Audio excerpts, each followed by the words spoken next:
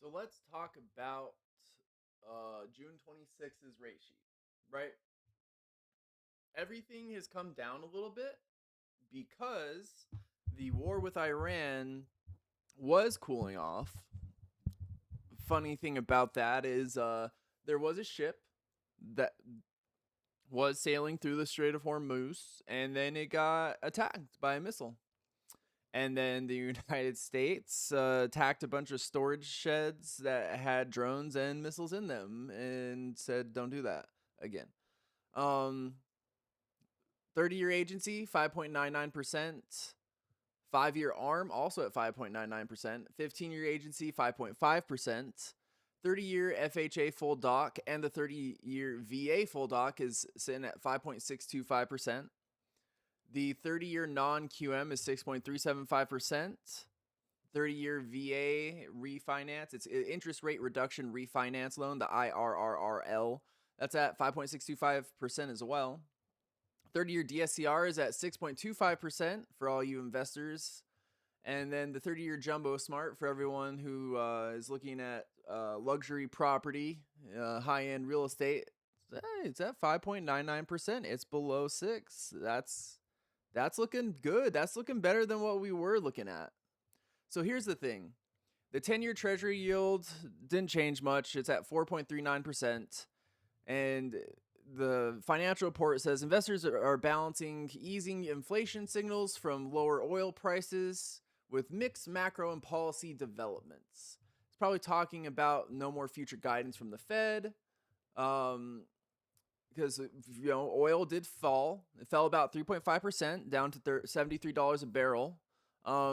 As steady flows through the Strait of Hormuz reduce supply concerns.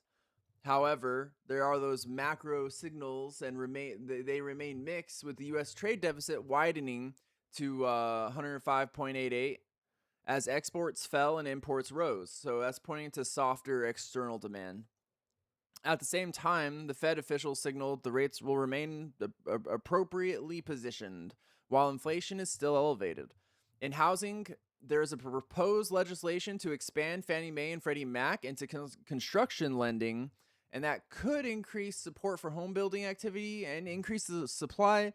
The problem is, if you know the housing market right now, there's a lot of supply on the housing market. And so do we need more right now? I don't know. I'm never going to complain, but from an objective point of view,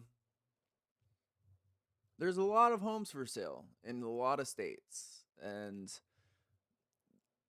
a lot of people are underwater on their loans because the value of their houses have gone down. So it's not that they aren't paying their mortgage. The problem is that their property values have gone down about 2.2% year over year. The problem with that is you might be like, hey, 2.2%, that's not bad. Well, inflation is above the 2.8% that they wanted at. So if you have housing prices going down about 2% and inflation continuing up at 4%, in reality, the value of houses has dropped more than that 2.2% once you factor everything in. So that's what the housing market looks like Friday. I'm curious to see if the attack on the vessel will impact the rates a little bit by impacting oil, since as long as everything goes good for the rest of Saturday and Sunday, we'll be good.